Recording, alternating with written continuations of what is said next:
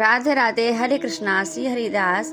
लड्डू गोपाल को हम काफ़ी सारे नामों से पुकारते हैं, जैसे बंसीधर, श्याम, मोहन, गोपाल, नंद किशोर, माखन चोर और देवकी नंदन आदि। लेकिन क्या आप जानते हैं कि हमारे भगवान श्री कृष्ण का नाम लड्डू गोपाल कब और कैसे पड़ा? ये शायद कुछ लोगों को पता होगा। इसके पीछे एक बहुत ही रोचक कथा है जो आज मैं आपको सुनाऊंगी। कुछ समय पहले ब्रजभूमि में भगवान श्री कृष्ण के परम भक्त रहते थे। उनका नाम था कुंभन दास। कुंभन दास का एक पुत्र भी था, रघुनंदन। कुंभन दास हर समय प्रभु श्री कृष्ण की भक्ति में लीन रहते थे और पूरे नियम से भगवान की सेवा करते थे।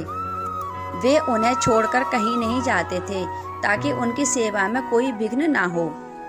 एक दिन वृंदावन से उनके लिए भागवत कथा करने का न्योता आया। पहले तो उन्होंने मना कर दिया, लेकिन लोगों के जोर देने पर वे कथा के लिए जाने के लिए तैयार हो गए। उन्होंने सोचा कि भगवान की सेवा की तैयारी करके वे रोजाना कथा करके वापस लौट आएंगे, जिससे भगवान का सेवा नियम भी नहीं छूटेगा। और उन्होंने अपने पुत्र से कहा कि मैंने भोग तैयार कर दिया है, बस तुम समय पर ठाकुर जी को भोग लगा देना। कुंभन दास ने अपने पुत्र रघुनंदन को समझाया और वहां से चले गए।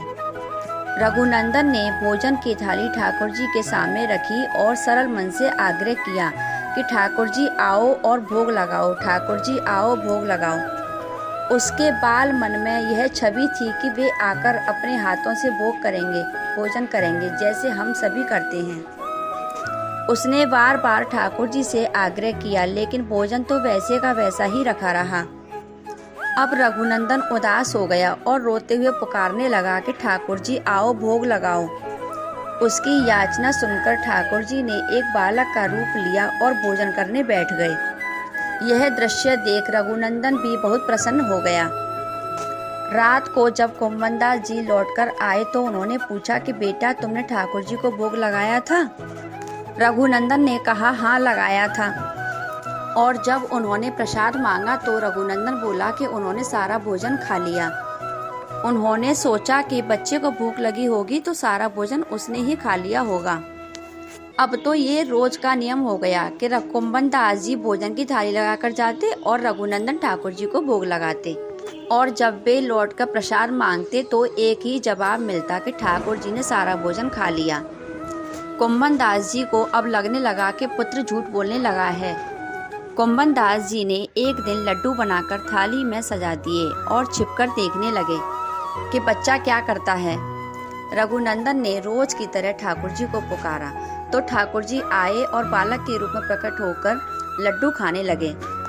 यह देखकर कुंभन दास जी दौड़ते हुए आए और प्रभु के चरणों में गिरकर विनती करने लगे। उस समय ठाकुर जी के एक हाथ में लड्डू और दूसरे हाथ वाला लड्डू मुख में जाने को ही था कि वे तभी जड़ हो गए।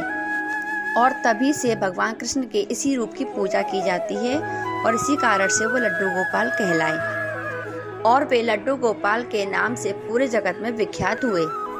और तभी से हम भगवान कृष्ण के इस बाल स्वरूप की सेवा पूजा करते हैं। हम लड्डू गोपाल को बड़े ही लाड़ प्यार से घर में विराजमान करते हैं। तो आज के लिए इतना ही। आशा करती हूँ कि आज की जानकारी आपको अच्छी लगी होगी। अगर अच्छी लगी हो तो आप मुझे प्लीज़ कमेंट, लाइक, शेयर ज़रूर करें। इसी के साथ ही मैं आपसे विदा लेती हूँ। राधे राधे।